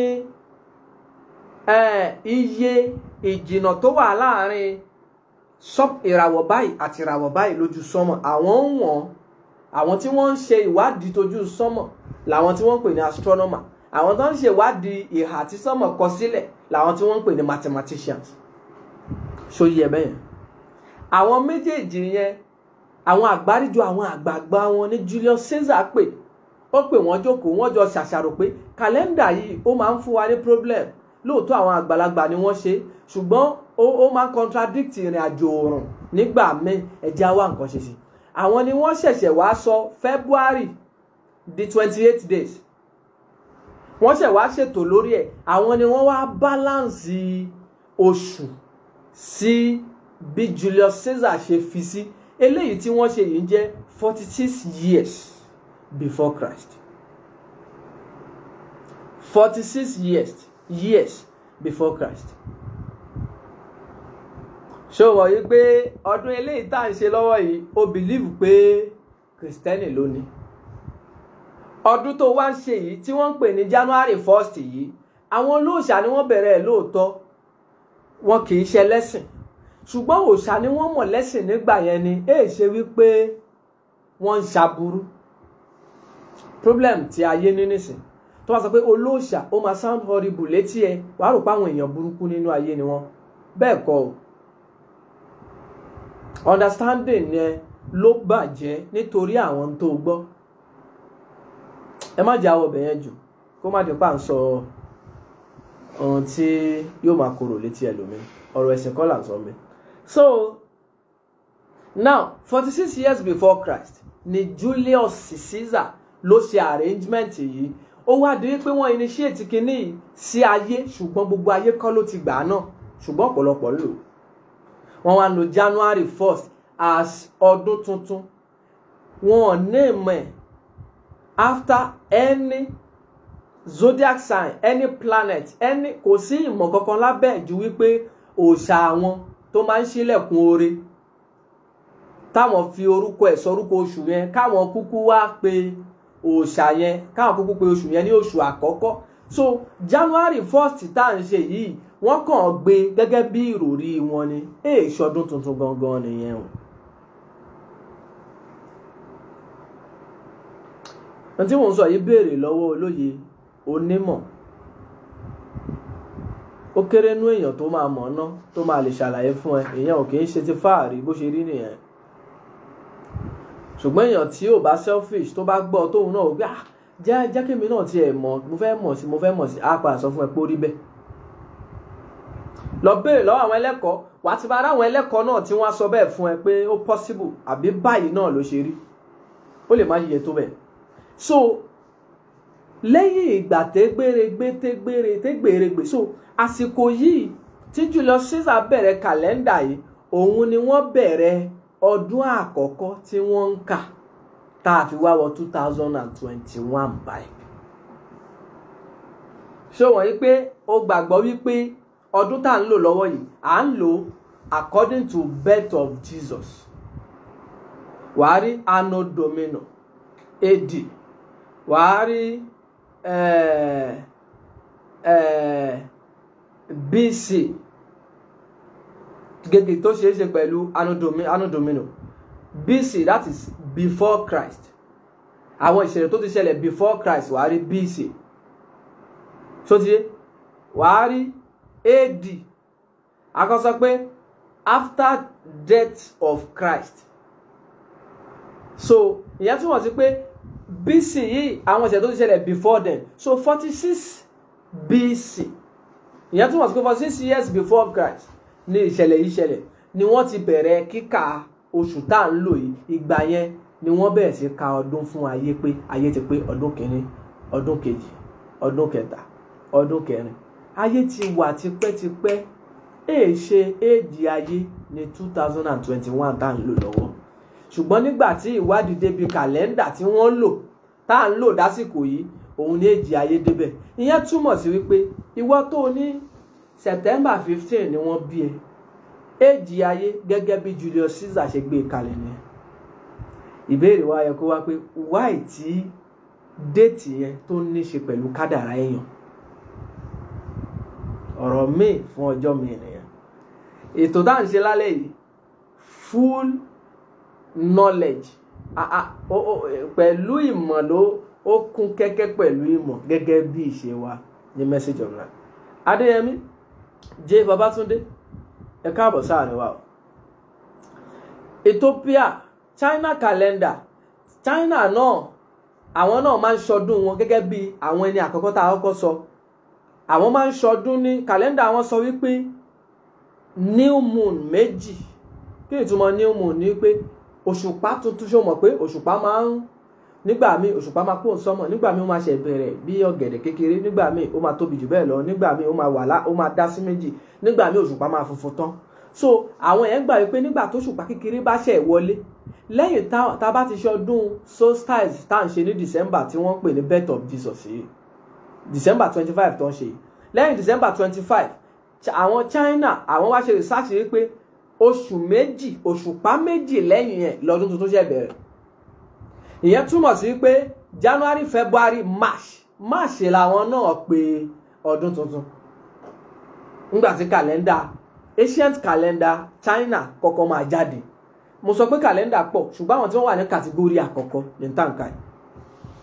A lè máa ka kàlẹ́ndà kọ̀ọ̀kan, kò sí tàn.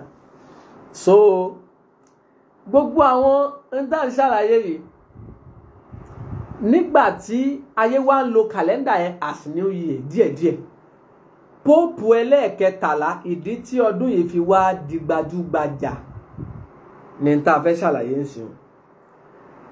Julius Caesar parí ẹ̀ láti ìgbà tí around the time tó ń bí Jésù, àní 46 years before Christ, so ó súnmọ́ time tí wọ́n bí Jésù gan. So làwọn kan fi gbà wípé kàlẹ́ndà tá à ń lò yìí à ń lò according to bíbí Jésù. So nígbà tí ó máa di táwọn tó di pé egbèrègbè àwọn pope ń jẹ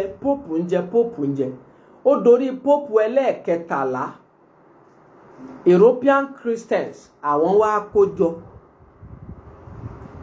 European Christians yìí nígbà táwọn kójọ pope gbà náà wọ́n wá padà wá fi ẹnu kò wípé èwo ni ká mú nínú ọdún.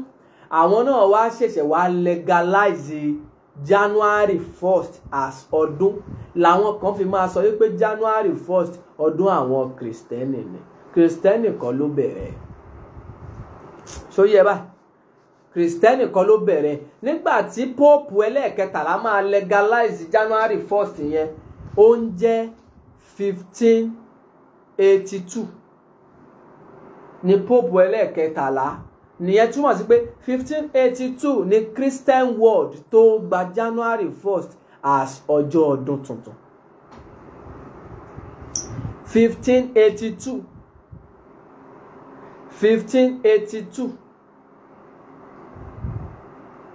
So ìyẹn jẹ́ bí 500 years. Àbí kí ni ká pè? Ago around that time ṣá. Ló tó di wípé ó wá di pé ẹ jẹ́ ká gbà wípé ọdún bẹ̀rẹ̀ ní January 1st. So ìyẹn túmọ̀ sí pé ọdún tá à ń ṣe yìí kì í ṣọdún Kristẹni. Wọ́n ti legalize ẹ̀ ní gbogbo ayé, ọdún gbogbo ayé ni. Ṣó ń gbọ́ mi ṣá? Muideen Abdulsalam, gbogbo olólùfẹ́ Message of Life tó wà pẹ̀lú wa lálẹ́ yìí. Má gbàgbé wípé ẹ̀tọ́ ẹ̀ ni láti share Message of Life sí àwọn ààyè oríṣiríṣi. Share sáàyè 3, 4, 5, 6, 7. Jẹ́ kó káàkiri ayé látọwọ́ tìyẹn náà. Bóyá ń tà ń sọ yìí ló ń dá làákàyè àwọn kan láàmú lọ́wọ́ tí ó máa wá fi yẹn waste time ara ẹ̀ tí ò ní rán tó wá ṣe lé ayé. Nítorí criticality àti nítorí n tó kà ń bì kan àbí n tẹ́nìkan sọ fún. A wá sọ yẹn di problem Nurudeen Tajudeen. So ìwọ náà jẹ́ kí information yìí káàkiri ayé látọwọ́ tìyẹn náà. Gbìyànjú láti share Message of Life. Tó o bá lè ṣe bẹ́ẹ̀, àánú Ọlọ́run ò ní fi ẹ́ rẹ̀. Wàá máa wà pẹ̀lú àánú títí láéláé ni. Now, nígbà tí Pope gbà náà, Pope ẹlẹ́ẹ̀kẹtàlá wá gbà ní 1582 ni wọ́n ṣẹ̀ wá sọ ló ti pé Christian world gba January 1st gẹ́gẹ́ bí ọdún tuntun. Ìyẹn túmọ̀ sí pé in reality nípìlẹ̀ January 1st kọ́ ní ìbẹ̀rẹ̀ ọdún tuntun. Ṣùgbọ́n nígbà tí àwọn tí ẹnu wọn dókè jù tẹnu wọn padà kálẹ̀ jù táyé wá padà wá gba ọ̀rọ̀ wọn nígbà táwọn máa ṣe ètò wọn oúnjẹ láti inú ìran Rome àwọn ni wọ́n padà wá sọ January 1st di ọdún tuntun kó tó di pé àwọn Kristẹni ayé gbà. So ó ti di ọdún tí gbogbo ayé ń ṣe. Ìwọ mùsùlùmí tó wá rò wípé tí Kristẹni bá fún ẹ lóúnjẹ ò ní jẹ, orí ẹ ò tí ì calculate ni o. Nítorí pé nígbà tí ọdún kan máa bẹ̀rẹ̀ náà àwọn tí wọ́n fi ń ṣe rèé. Nígbà tí àwọn olóòṣà bá bọ òòṣà wọn, wọ́n á bọ àwọn ńláńlá, wọ́n á bọ àwọn kéékèèké. Tán bá bọ wọ́n tán, wọ́n á ṣe ìwúre ọdún. Wọ́n ṣe ritual ọdún nìyẹn bó ti ẹ̀ pé kì í ṣe January 1st ni wọ́n ṣe. Ṣùgbọ́n nítorí pé gbogbo ayé ti gbà pé January 1st lọ́dún tuntun ó ti dọdún tuntun. Ìyẹn nìwọ náà tí ètò tí wọ́n ń ṣe nígbà ìwáṣẹ̀ ó gbọ́dọ̀ pàátì, ó gbọ́dọ̀ ní n tó fẹ́ ṣe lóru ọdún tuntun tó fẹ́ wọ January 1st yẹn ó gbọ́dọ̀ kàn sùn bí ọ̀dẹ̀. Má sùn, má dàbí ẹni tí ò mọ̀ tó wá ṣe nílé ayé. Lọ́jọ́ ní ìjẹ́jọ́ a ṣàlàyé wípé ó gbọ́dọ̀ lọ ní plan fún 2022. Lóòótọ́ kò sí n tó certain láyé, kò sí n tó sure. Ṣùgbọ́n nínú eré sísá oore wà ńbẹ̀. Àṣelà Ọlátúndí nínú eré sísá oore wà ńbẹ̀. Ó gbọ́dọ̀ ní ètò tó fẹ́ fi òru ọjọ́ náà ṣe. Kì í ṣe pé o kàn máa fi sùn torí pé o fẹ́ switch láti inú àgbáyé kan sí àgbáyé mi. Gbọ́ mi, o fẹ́ switch láti inú ìgbésí ayé kan bọ́ sí ìgbésí ayé mi. O fẹ́ kúrò nínú ọkọ̀ kan bọ́ sínú ọkọ̀ mi o fẹ́ kúrò nínú vibration kan tó ń vibrate lórílẹ̀ bọ́ sínú ìmí ó yẹ kó o nípalẹ̀mọ́ náà.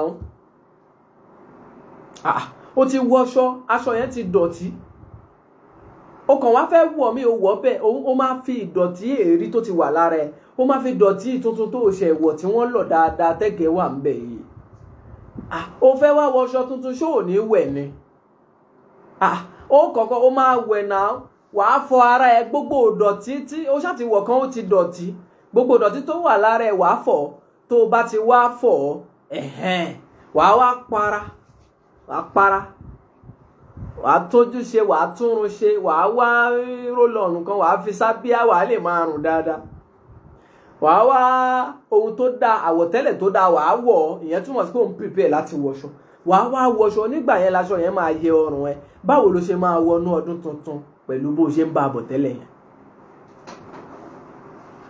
o ládùúà o létò báwo ló fẹ́ ṣe. Abdulhafiz Muritala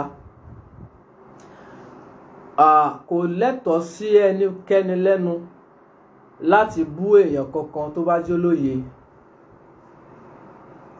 gbogbo ẹni tó bá kàn lanu gbà tó kàn ń sọ̀rọ̀ jáde òdiwọ̀n bí làákàyè ẹ ṣe tó nìyẹn.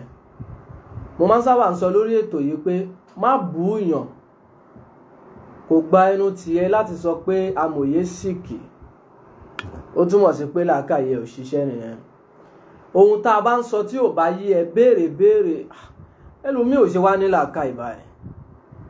À ń sọ tó máa wúlò fún ẹ tó máa wúlò tó máa ṣe ẹ́ láǹfààní oléèyàn kan sick. Ààyè béèrè wà béèrè nǹkan báyìí à ń tẹ̀sọ yìí rú wa lójú. Èèyàn tó bá sọ̀rọ̀ tó bá fẹ́ mú wàá pìkì nínú ọ̀rọ̀ ẹ̀ wàá wá fún un jẹ abónílàákàyè ṣe máa ń ṣe nìyẹn. O máa mú nínú ọ̀rọ̀ ẹ̀ wàá wá fún un jẹ tó bá wá fún un jẹ wàá béèrè wàá mú reference ẹ wá pé báyìí ló ṣe lọ. Nínú ètò yìí látàárọ̀ tá a ti ń ṣàlàyé o lè gbọ́ pé a bú ẹnì kankan o lè gbọ́ pé a sọ̀rọ̀ pé ẹnìkan ò ṣe dáa àbí nǹkan kan. Ẹni tí ó yé wa nínú ètò àti àkọsílẹ̀ ìtàn là ń ṣàlàyé tí wọ́n náà bá ní tiẹ̀ o lè jáde kó ṣàlàyé ẹ̀ má jẹ́ kí n tún gbọ́ bẹ́ẹ̀ lẹ́nu ẹ mọ́. Ó yẹ kó o make research wàá ṣèwádìí náà n tó bá gbọ́ lẹ́nu èèyàn kó o tó sọ pé ẹni yìí sọ̀sọ̀kúsọ wàá kọ́ ṣèwádìí náà kí ló mọ̀ ń pa táwọn wí nísìn. A tún fẹ́ ṣàlàyé fún ẹ tún lágídí Ọlọ́run á ṣàánú ẹ. So now o gbọ́dọ̀ nípalẹ̀ mọ́ ohun táwa ń sọ lọ́wọ́ nìyẹn. Ṣé onílàákàyè ṣáà ń gbọ́ mi ṣá? Gbogbo ẹ̀yin tẹ́ ẹ nílàákàyè ṣe ń gbọ́ amòye.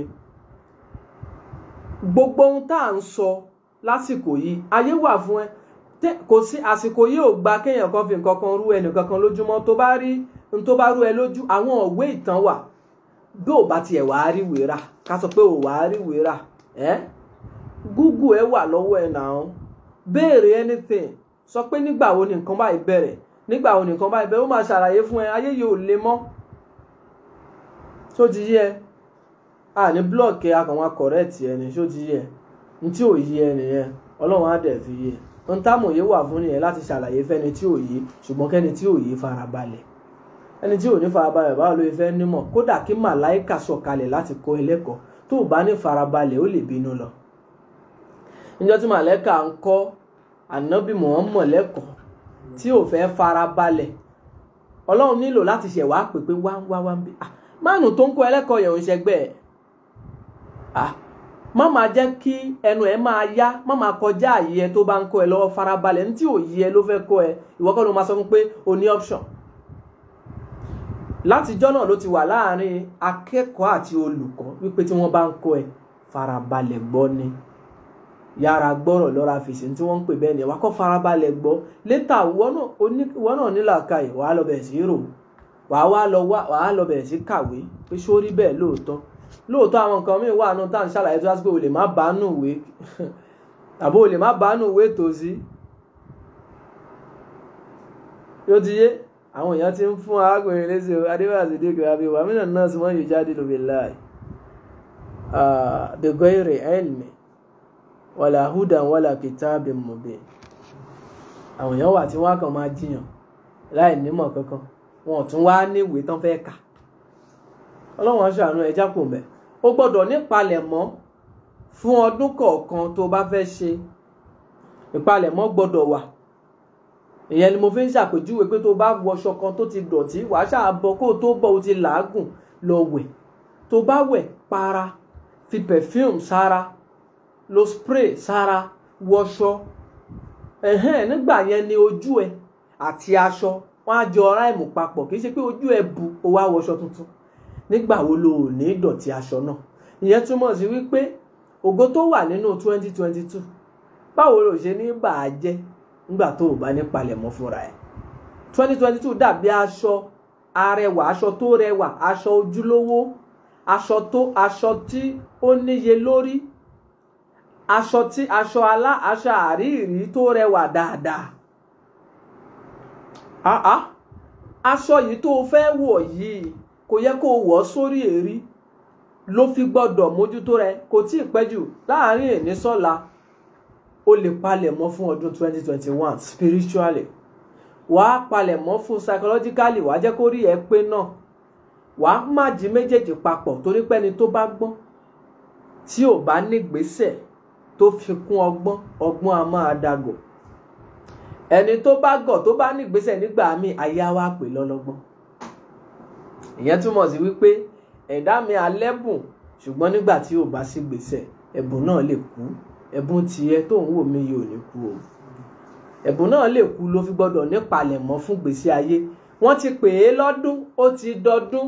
Ìpalẹ̀mọ́ gbọ́dọ̀ wà fún ẹ fún ọdún 2021, fún ọdún 2022. Àlàyé rèé lórí bí ọdún ṣe bẹ̀rẹ̀, bí wọ́n ṣe ń ṣe, bí ọdún ṣe bẹ̀rẹ̀, bí wọ́n ṣe ń ṣe, bí ọdún ṣe ń dùn láti ìpìlẹ̀ wá. Kó tó di mo ṣàlàyé nǹkan kan láàrin ọ̀rọ̀ mi wípé ntí message of life wà nínú ayé fún ni pé ká mú àná wá fún ẹ lénìí, láti èní ká mú ẹ lọ rí àná pé báná ṣe rí rèé, bí wọ́n ṣe ń ṣe rèé kó tó wá dàsìkò yìí. Ṣùgbọ́n kì í ṣe pà ń sọ fún ẹ pé èyí tí wọ́n ń ṣe lásìkò yìí náà kó má ṣe. Ṣùgbọ́n gẹ́gẹ́ bí onímọ̀ a gbọ́dọ̀ sọ fún ẹ pé eléyìí báyìí ni wọ́n ṣe ṣe, eléyìí báyìí ni wọ́n ṣe ṣe, eléyìí báyìí ni wọ́n ṣe, báyìí ni wọ́n ṣe bá a dé. Níbi tí wọ́n bá dé yẹn, báwo ló ṣe lè ṣe táyé tìyẹn máa dùn bẹ́ẹ̀. Bó ṣe lè ṣe ni wípé bí wọ́n bá ń lọ crossover night prayer ní mọ́ṣáláṣí àbí chọ́ọ̀chì, ìwọ náà lọ. Ṣùgbọ́n o, lílọ crossover night yẹ kì í ṣeré pálù fẹ́ lọ ṣe ní mission wábi tádùá ti ń gbà. Tó bá fura síbi tó ti ń gbà tẹ́lẹ̀ pé ó dà pádùá abẹ máa ń slow, wábò míì tó mọ̀ pádùá abẹ máa ń gbà dáadáa. Lọ gbàdúrà ní mission. Ó gbọ́dọ̀ ní ohun tó yà kalẹ̀ fọ́dún yẹn kó máa wá kalẹ̀ ọ̀rọ̀ pé Ọlọ́run mo fẹ́ lè 2021 má kà yìí tí wọ́n náà mọ̀ pé kó lè wọ́ọ̀kì o. Kó sọ pé kọ́lọ́run sọ̀kalẹ̀ látọ̀run ó fẹ́ rí, ó tún mọ̀ gbàdúrà yẹn ò lè gbà. Ó ti yẹ ó mọ̀ nínú tó fẹ́ tí ò lè possible. Má béèrè yẹn, má waste opportunity. Ọlọ́run mo fẹ́ lè 2022 yẹn ò gbọ́dọ̀ tán kí n má rí gbogbo eléyìí tí mo béèrè. Tágbára ẹ bá ká lóòótọ́. Téèyàn bá fẹ́ béèrè nǹkan, wọ́n máa ń kọ̀ràn sun Ọlọ́run ni pé tẹ́ ẹ bá lè ṣe, wọ́n lè máa ń ṣe. Tẹ́ ẹ bá lè ṣe ẹ ṣe léyìí náà. Mo máa ń sábà sọ wípé Ọlọ́run tó bá ń sìn, tó bá pè tí ò dáhùn lẹ́ẹ̀mẹ́ta, pè mí. Ìyẹn wà active nìyẹn. Á tún ta bọ̀m̀bọ̀m létí òpònú o. Pè mí. Ọlọ́run tó bá ń pè tí ò bá dẹ́ lóhùn tá, ó ti pè lẹ́ẹ̀mẹ́ta kò dáhùn. Ó dẹ̀ rí pé kíní yìí ó wọ̀ tiẹ̀. Ó dẹ̀ ti ní ìmọ̀lá bẹ́ẹ̀ wípé kò ń ṣe pé ò lè ní. Torí pé mi wà tó já sí pé wọn ò ní ṣe fún ẹ nítorí pé kì í ṣẹ̀tọ́ ẹ.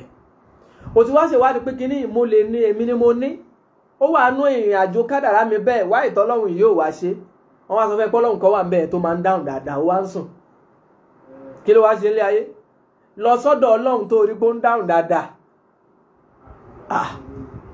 Kì í ṣe pé mo ní kó wá Ọlọ́run káàkiri o. Ṣòro Ọlọ́run tó rí jìnnà, ní tí mò ń sọ fún ẹ ni pé Ọlọ́run gangan tó jẹ́ agbára ayé òun ọ̀run.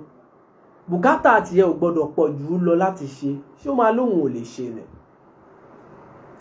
Wà wá sọ fún pé ẹ̀sà wọ́n lẹ máa ń ṣe. Wọ́n lẹ́yìn lẹ kọ́ ilé aláràǹbarà fọ́ba Sólómọ́nì lọ́jọ́sí. wọ́n ní pẹ̀lú àṣẹ yín ni odò Níìlì fi wà. Wọ́n lẹ́yìn lẹ̀ ń dún lára òkè tó mì tó wárìrì lọ́jọ́ kìíní àná tí Mósè ló ń fẹ́ rí yín. Èmi fẹ́ rí yín nú ayé mi, mo fẹ́ kẹ́ ẹ ṣe nǹkan báyìí tẹ́ ẹ bá lè ṣe. Wàá béèrè ni, ó ní bí wọ́n ṣe máa ń béèrè nǹkan lọ́wọ́ Ọlọ́run, kò ń ṣe pé kó máa bọ́lọ̀ sọ̀rọ̀ bí dádì ẹ. Ọlọ́run tó fẹ́ bá sọ̀rọ̀ yẹn bízì. Ṣòro Ọlọ́run ọ̀ríjínà tó o bá pè é ó gbọ́dọ̀ dáhùn. Ọlọ́run ọ̀ríjínà tó bá pè é ó lè má ṣe gbogbo ohun tó o bá fẹ́ o, ṣùgbọ́n nínú 100 tó bá gbé wá ó yẹ kó lè ṣe 50. Ìwé òfin Kùránì sọ ó ní wà àtàkùn mínkúlì mọ́sà àlìtùmù. Nígbà táwọn ẹlẹ́kọ̀ọ́kan máa tú wọ́n sọ wípé gbogbo ohun tó o bá béèrè 100 á fún ẹ nínú ẹ̀, á lè fún ẹ gbogbo ẹ̀. Mínkúlì mọ́sà àlìtùmù, nínú tó o bá béèrè a máa fún ẹ. Ọlọ́run tó o bá fẹ́ bá sọ̀rọ̀ kò yẹ kó jẹ́ inú gbogbo 100 tó wá béèrè wá fún ẹ 2, kò wá active. Lọ wábi tọ́lọ́run ti ń ṣiṣẹ́, Ọlọ́run gangan tó ti ń ṣiṣẹ́, béèrè níbẹ̀ wọ́n á sì fi fún ẹ tó o bá mọ bí wọ́n ṣe ń béèrè. Ìyẹn nìkan kọ́ o, tẹ̀síwájú kó o béèrè ètò pé báwo ni wọ́n ṣe ń ṣe, kí ni ìgbésẹ̀, gbogbo nǹkan kọ́ làdúà. Ìyẹn létí ẹlòmíà tún kúrò sí. Mo ti sọ̀rọ̀ àdúà, fẹ́ni táyé ẹ̀ bá gbàdúà, ayé ẹlòmíì ò ní ìdí àdúà báyìí. Ìgbésẹ̀ ètò ló ní ìdí. Ẹni táyé ẹ̀ nídìí paracetamol tó ń lo Novocaine ó ń ṣe mistake ni, ó ń waste time ni. Ayé ẹ̀ nídìí alábùkún wá ń lo paracetamol, ó ń waste time ni. Tó bá jẹ́ pàdúà láyé tiẹ̀ gbà, àdúà ló máa ṣe. Ẹlòmíì ayé ò gbàdúà lásìkò yìí, kò mí pàdúà kọ́ ló ní ìdílé ta, ṣùgbọ́n ń sìn àdúà kọ́.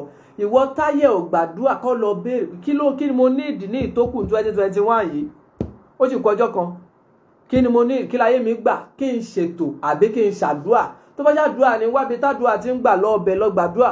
Tó bá jẹ́ pé tó ìgbésẹ̀ ìgbìyànjú ló kàn, wábi tó ti ṣe ìgbìyànjú táyé àfi dá. Ọdún eléyìí ò ní jáṣe mọ́ fún wọn tó ń wò mí. Àánú Ọlọ́run ò ní ká kúrò lórí ẹ, ó sì máa wà títí láéláé.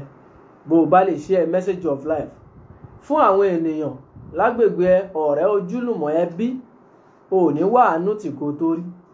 O ò ní wá àwọn ènìyàn àtàtàtì kò tó rí. Wọ́n ní ẹrú ní rẹrù ọba, ìran ọba kan kì í rẹrù. Àwọn tí wọ́n rẹrù àyànmọ́ wá fún ẹ, tí wọ́n wá fún ẹ ní tó fẹ́ nínú ayé, ní ìtókù kí 2021 tán yìí, wọ́n á sọ̀kalẹ̀ sẹ́nu ọ̀nà rẹ̀. Share message of life láti claim àdúrà náà. Bẹ́ẹ̀ ni mo ń fi àsìkò yìí kí gbogbo olólùfẹ́ message of life tí wọ́n kí amòye àgbà kú ọdún, tí wọ́n sì ń fún wa ní nǹkan. Ẹlẹ́tọ̀ọ́ sí àdúrà nítorí pé kì í ṣe wípé a ṣiṣẹ́ owó sí yín lọ́wọ́.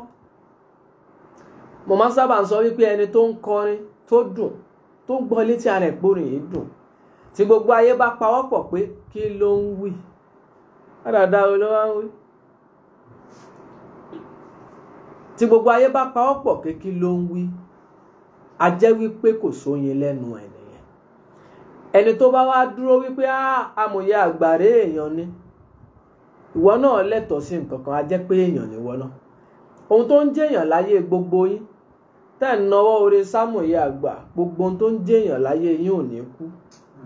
Ntẹ́ fi ń wọn Ọlọ́run tó fi ń fẹ́ràn yín, tó fi ń ṣàánú yín, kò ní gbà kúrò nínú ayé yín. Mi lè máa dárúkọ àwọn èèyàn